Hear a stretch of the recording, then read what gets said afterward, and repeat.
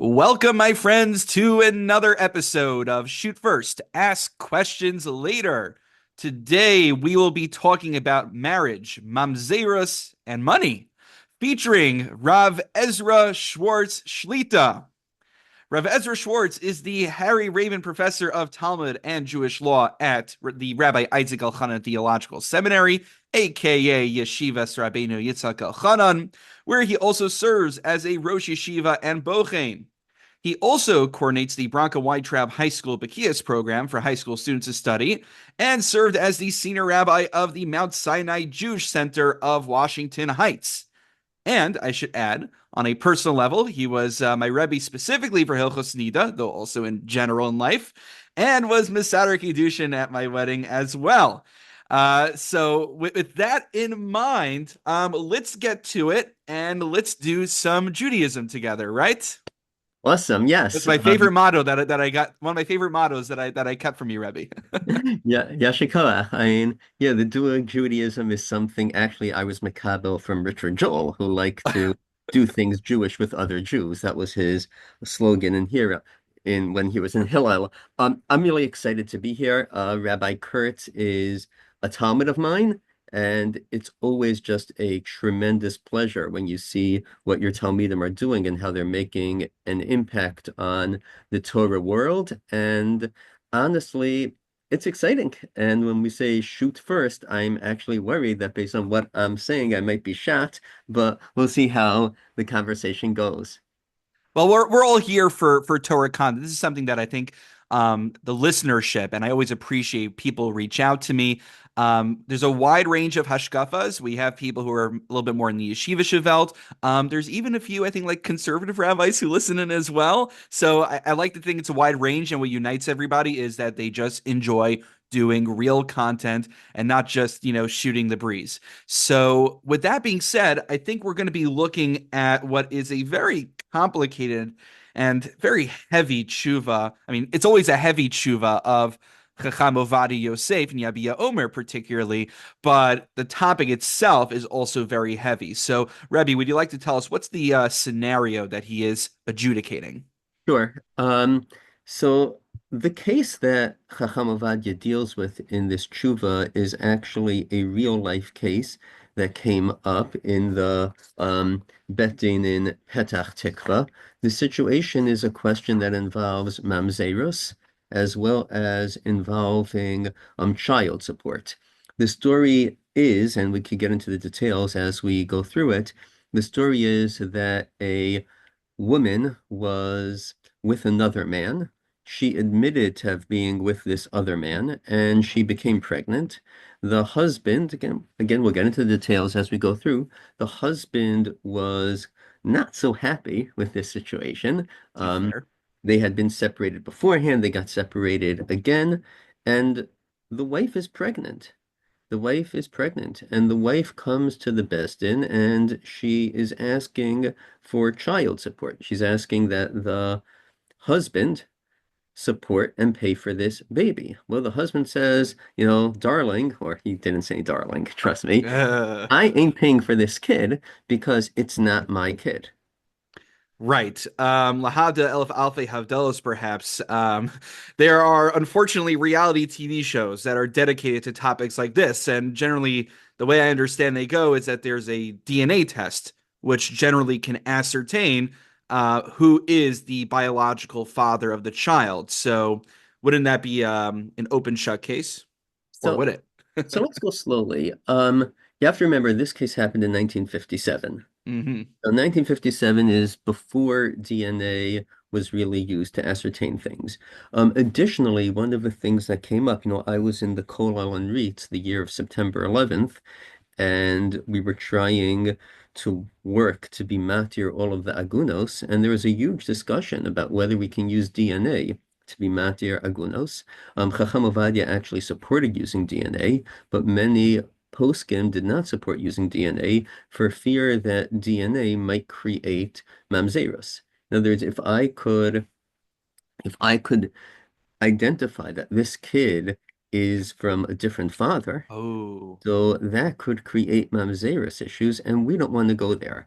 Our meaning better we don't investigate. Some things are better left undetermined. That is largely correct, particularly, and this is something that we'll get into as the conversation proceeds, particularly with Mamzeirus. We work so hard. We turn over every single stone to try to make sure that a kid is not declared a mamzer.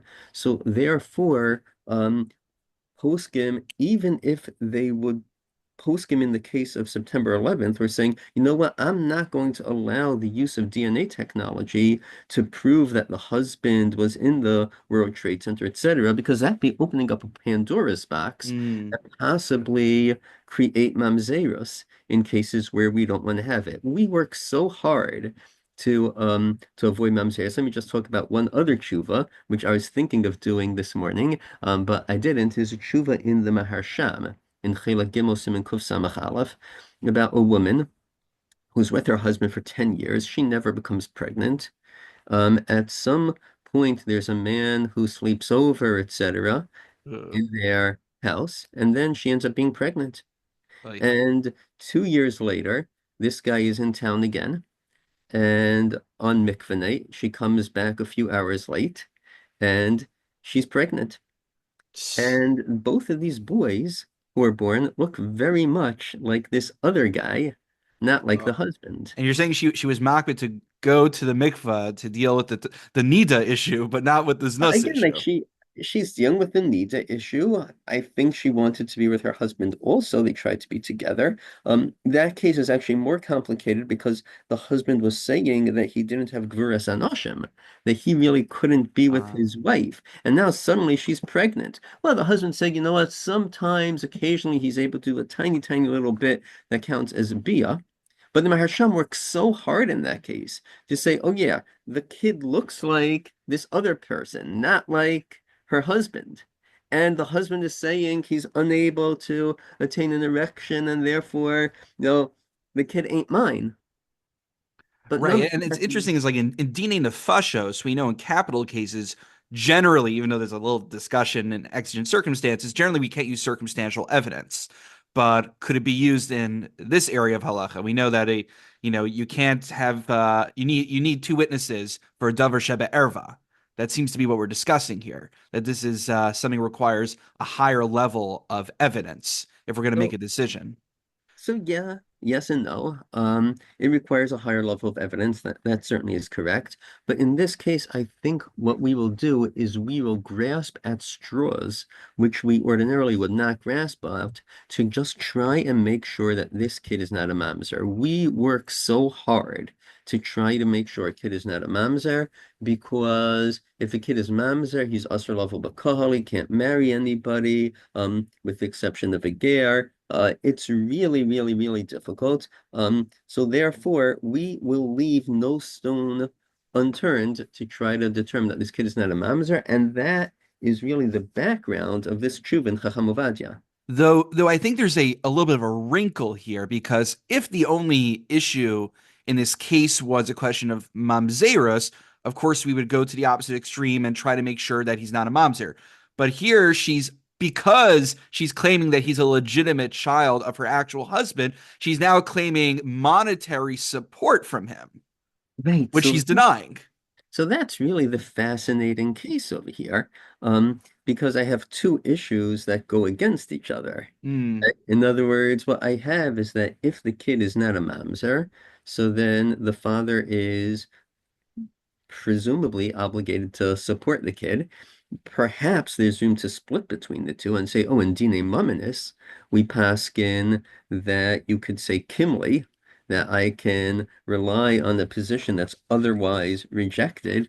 Um, so one of the issues actually the Chacham Ovadia deals with in this tshuva, which is, to my mind, a really fascinating question, is can we split between the Dine Mominis element and Ooh. Mamzeirus? I love the lumdus over here. This isn't just like in the classroom. This is for halacha lemaisa purposes. But this is where the thumb dips start coming out.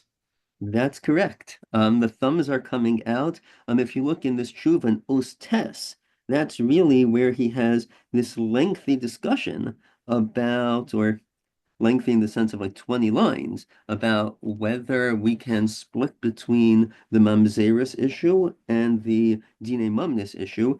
The Psak Halacha is that we don't make such a split. Hmm. So therefore, if the kid is not a mamzer, so he's obligated to support the kid. The father in this case, and you have to remember that this is a couple, they're living on a very secular kibbutz, which is a large chunk of the tshuva, and they're living on this very secular kibbutz, and the father is saying, I'd rather have the kid a mamzer, I don't want to support him. Right. Right. He wants nothing to do with the woman, with the child. So this is, as Rabbi J.G. Schachter likes to say, L'kayim Hashanem ar Torah Umada, right? This is a dialectic we seem to have here, a tension between two values. So which one wins out ultimately? So ultimately, Chacham Ovadia paskins that the kid is not a mamzer, and therefore her husband is the father, and the husband has to support the kid. That's the way he concludes the halacha. Now, what's interesting, by the way, is you mentioned the words Torah Umada, which is really a good chunk of this conversation, because what happens over here is that the doctors are saying that this kid is a product of a full-term pregnancy. If the kid Mhm. is product of a full-term pregnancy, based on the way the dates worked out, so the kid's gotta be the product of the paramour, not of her husband. That's just the way the dates work out. So Chacham Ovadia, part of this tshuva is that he works very hard to say, you know what? We don't listen to doctors, right? This is Torah Vinan Marda. This is saying, who says the doctors have any ne'amonos? This is a secular kibbutz. The doctors or the people in the kibbutz are not shomer Torah mitzvos. They don't keep Shabbos. Therefore, they have no ne'amonos at all. We cannot assume that this kid is going to be the product of a full-term pregnancy just because the doctor said so. We don't listen to doctors. That's what Chacham Ovadia writes in this tshuva as one of the points of one of his points of the kula. It's not the product of a full-term pregnancy.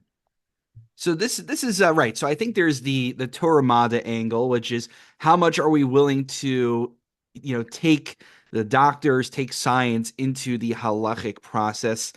Something else which, people like to say, an adaptation of a certain political pundit who we won't get in trouble by naming here, but people say halacha doesn't care about your feelings. I know you're anticipating that one. Yes, a lot of asterisks there. And what I do wonder is that I can't help but feel sorry for the husband here, who's, it seems clear that he's been cheated on. And now good chance that there's a child from this affair that was taking place. And now he's stuck supporting his wife who committed infidelity and someone who might not even be his own child because, rightly so, we wanted to ensure that there wouldn't be a mamzer. Is there any recourse for him in this situation? It seems to add insult to injury.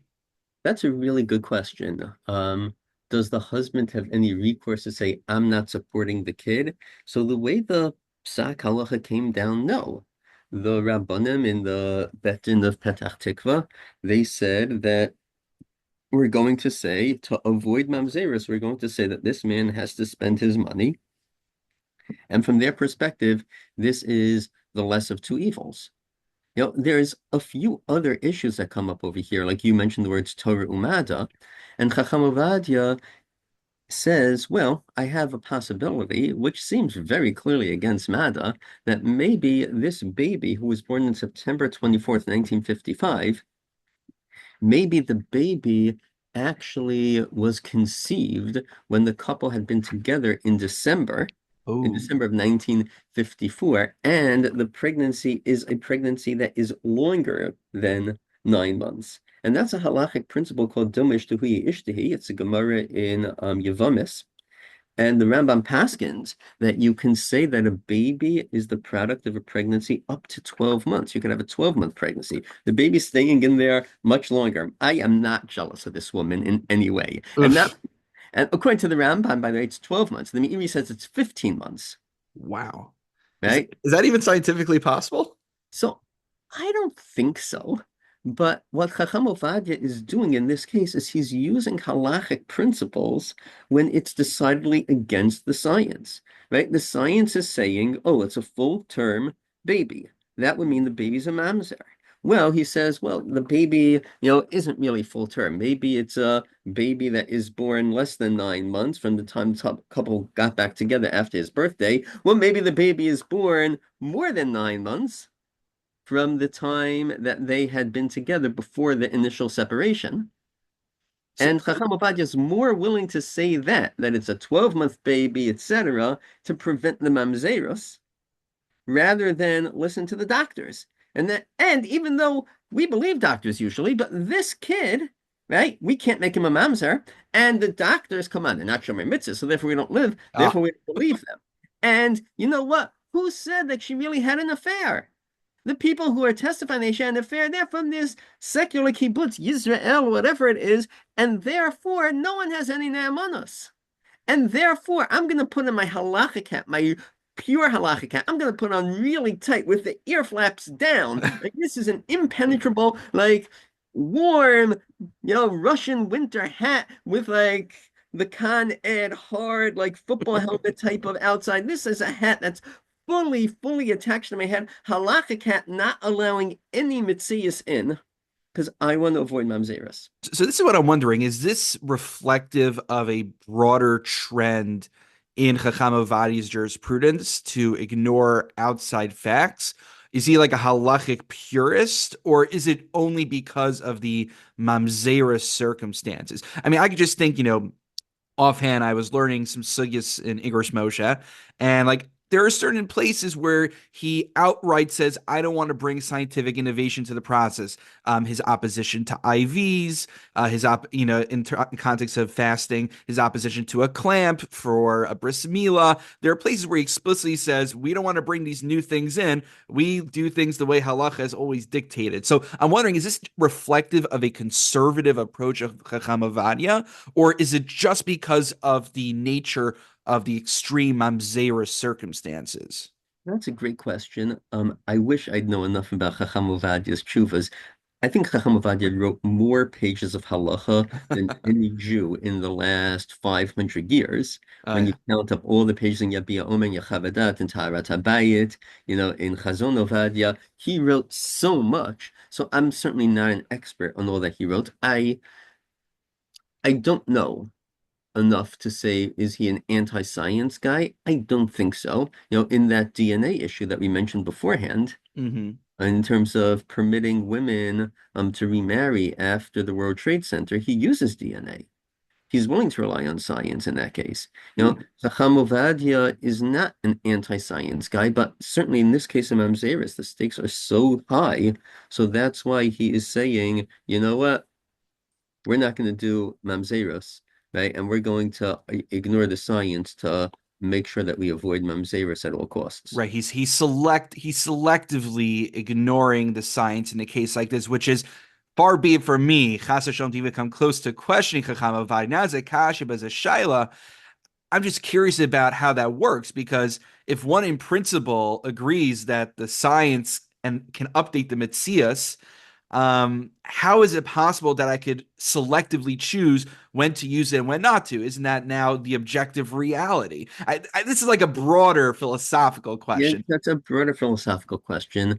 And you have to know so much to be able to answer this question. At Halavai, I'd be able to even touch at the tip of the question. Um, So, I, so, so if I I may, are there any other important highlights from the tshuva, or is there so let anything me like broadly we should be taking away from it? let Why me we talk chose about this one? this further. Chacham Ovadia is a big fan of using klalim in psak halacha. Klalim in the sense of, if you have a stam and the yesh omrim, so you follow the stam. If the mechaber has some opinions and the Ramah writes yesh omrim, so the Ramah is not necessarily arguing on the mechaber, he's just quoting that there's some other opinion out there. Hmm. Now, in this case, we could permit the baby based on a halacha of yoledes latisha, yoledes lemkutaim, meaning that you could be a 9-month baby but part of 9 months. right? If I have 2 days in Tishrei, right, and then you have Tishrei, Cheshvan, Kislev, Tevet, Shvat, Adar, Nisan, Iyar, Sivan, 2 days in Tishrei, 2 days in Sivan, right? So it's really a 7 month baby. But Uh-huh. Yosim Tishrei, Yosim Kutayim. Now the Mechaber is not into that shita. The Ramah paskins that way. The Ramah says it's Nishtana Hatzavayim, even though the Gemara says it's not correct. The Gemara says Hey Rayon is Gematria 271, whatever it is, and that's the amount of time that a baby has to be in gestation. But Chacham Ovadia says, yeah, that shita of Nishtana Hatavayim that the Ramah quotes, and therefore you could be a 9 month baby, Limikutayim, that's rejected by the Mechaber. So I'm not going to rely on that one, right? Hmm. Because his Chloe Hapsak is so entrenched, so dear to his heart. He's not going to budge from Chloe Hapsak, but he will budge from, I'd say, science that is mikubal. Like, I don't really think, again, I'm not a doctor, I'm not a scientist, but I really don't think that this idea of ishtahuyi ishtahi, that you could have a baby who is just in gestation Mm, for 10 months, I think that's really, really scientifically implausible. Well, Chacham right. Ovadia would rather say that than go against his klolim imsak. Speaking about Klelim Imsak, I mean, maybe I heard this from you, Rebbe. Correct me if I'm wrong. Is Chacham Ovadia, was he also a big fan of employing sveikas to get out of issues in halacha? Oh my gosh, yeah. So like, the joke used to be that something might be mutter, might be usher, even if it's usher, maybe Chacham Ovadia has some other suffix to say it's permitted. They used to say that joke about Reb Simcha Zelig, the Dayan in Brisk. Chacham Ovadia makes svek sveka, svek svek svek sveka. Again, part of the issue is the man knew so much. He's able to I, I don't want to use the word cherry pick in the negative connotation, but he's able to select sources to create additional sphegos, certainly to be makel, in cases of great need. There's always a das yachid somewhere, and if you have Bekiut like Chacham Ovadia, you'll find that das yachid. He'll find the das yachid, and what he'll try to show is that it's not a das yachid because there's 20 other chuvas of relatively obscure svarim which agree with this position. Actually, a big Talmud Chacham who I know, commented to me that the issue with Chacham Ovadia's psak is that everything is the same. So the Mishnah Berurah is a data point, the Chazon Ish is a data point, and the Chuvas of the Chavatzelas Hasharon, oh, that's also a data point, and the Chuvas of the He Meish doesn't wait Nefesh. he doesn't Well, weight he them. doesn't weigh poskim based on the way they are Mekubal and Klal So Yisrael. this reminds me, Lahavdiel, and again, I'm not for political purposes, but I'm a political junkie. I like listening to all different podcasts, especially given this is being recorded in November 2024 after the elections. So I like listening to 538 because they're not just like Okay. stom pundits. They look at the data, and That then that's there's Nate, what's his name, right? I'm forgetting them, but they're all good people. So, but the point is they're rooted in data. So they do meta polling and they take different polls and they put them together. But part of the chachma of the meta polls is that you need to know which ones are higher quality polls and ascribe weight to them accordingly. So Havdil, that's what's going on over here, which is, yeah, I have this psak of the Mishnah Berurah and I have this psak of some obscure sefer no one ever heard of. We need to know how much weight to ascribe to each sefer rather than just tallying up the yays and nays. So I think that's 100% true. Um, I think that is, exactly what Chacham Ovadia does, which is really unusual among poskim, and that's what makes Chacham Ovadia such a fascinating posek. What's really interesting also is that many of the Likud Svarim in the Haredi world, like the Bade HaShochan, we learned Wasn't together. that were you related or? And we had a connection. Reb Feivel Cohen used to actually write back to me when I'd send him letters, etc. So he unfortunately it's a real loss for Klal Yisrael, but Reb Feivel wrote a sefer that is really accepted in all yeshivos, and Yeah. he'll quote poskim because it's relevant for Nida, for Arvelos, for whatever the topic he's writing. He will exceedingly rarely quote Chacham Ovadia Yosef because Chacham Ovadia's methodology in Psak is so different than the standard methodology, again, I don't know why he doesn't go Chacham Ovadia. I'm surmising that it's because his methodology is so different than the standard methodology that poskim employ, and therefore he doesn't quote it. Could be. Does he remind me? Does Rafael Cohn, does he quote Sephardic poskim in general? Later Sephardic poskim? Is this like a Uh, Chacham Ovadia mission or just a Sephardic mission? so I don't think it's a Sephardic omission as Sephardim per se. I think he will quote um, classical Sephardi poskim all the time, like Mahari al-Pandari and others. He will quote them. They're quoted in standard psak. People often make a mistake when they use a very firm divide between Ashkenaz and Sfarad in terms of the way poskim work. I don't think that's true. I don't think we're going to say Sephardi world is different than Ashkenazi world. Torah is Torah. Just like Mm. there's no divide between modern Orthodox Torah that comes out of my base medrash and the Torah that comes out of the Batei Medrash I learned as a kid. It's the same Gemara, Rashi, Taisus, Rambam, Shulchan Aruch, etc. But we do like our good old mono Orthodox chumras, right? You should know Um, I quote that line still when I give a shir when there's like a really good chumrah that turns out to be very convenient for everyone. I say as my Rebbe or Ezra Schwartz would call it, it's a good amount of Orthodox chumrah. So yeah, b'shem omro.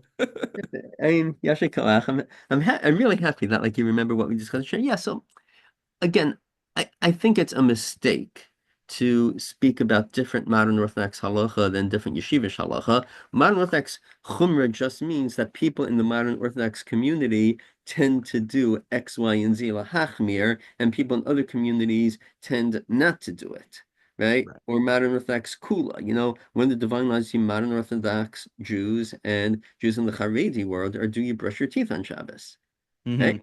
That is not that modern Orthodox Jews have a different Shulchan Aruch, etc. It's just that they analyze the sugya slightly differently, and the makoros that they're using are the same as the makoros that are used in the Lakewood-based medrash. It's not a kula in Hilchos Shabbos. It's a chumrah and kavod habrios.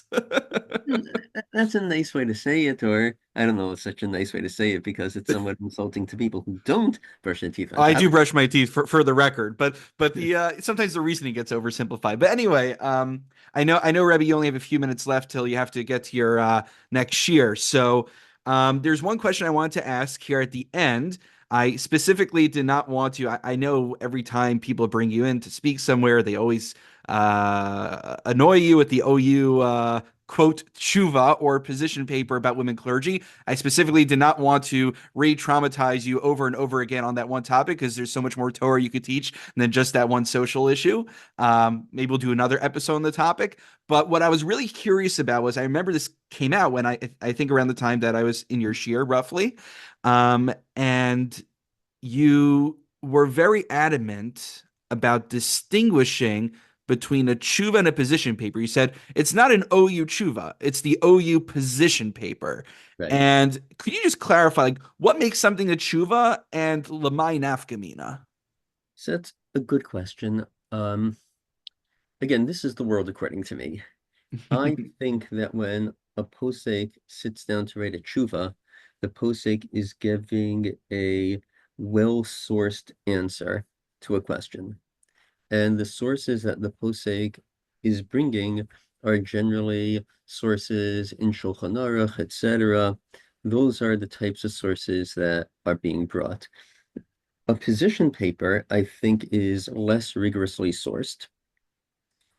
And the issues that are coming up in the position paper are broader, overarching issues rather than being specific issues. I think it was Niels Bohr who said that a small question has an answer, a big question often does not have an answer.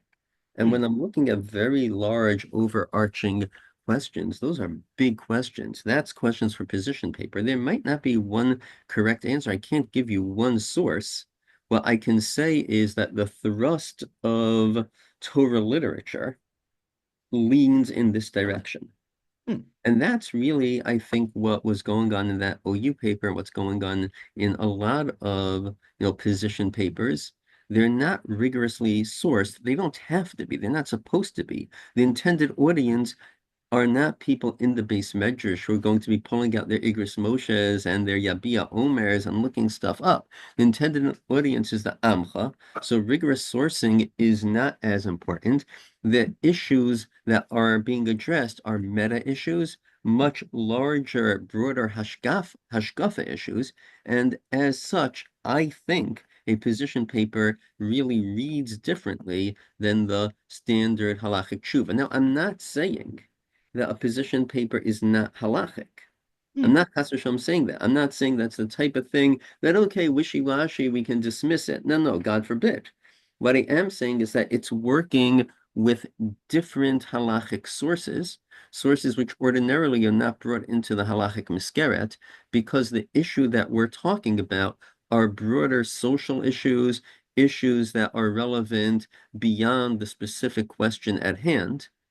Hmm. And that is the reason why these position papers are what they are. They are different than a standard tshuva for these reasons. The difference in the audience, different in the type of material that is being brought, etc. All right. Well, that's a great explanation, and I feel like it's been a while since they commissioned the last one. Any other new position papers we could be looking forward to? I Anything thought you fun were, on the horizon? I thought you liked me. We won't make you say anything on the record over here. But Rebbe, I want to thank you so much for your time and for your guidance personally throughout the year and for what you are sharing with our listeners here today. We touch on so many important topics that emerge from this tshuva. And Hashem should just continue to give you so much hatzlach and being marbitz Torah. And all of Klal Yisrael, we're all really benefiting from what you're doing. Thank you so much. It's really an honor to connect with you, and I hope we stay in touch. Okay, Hatzlacha. Thank you, Rabbi. Amen. Thank you, Rabbi.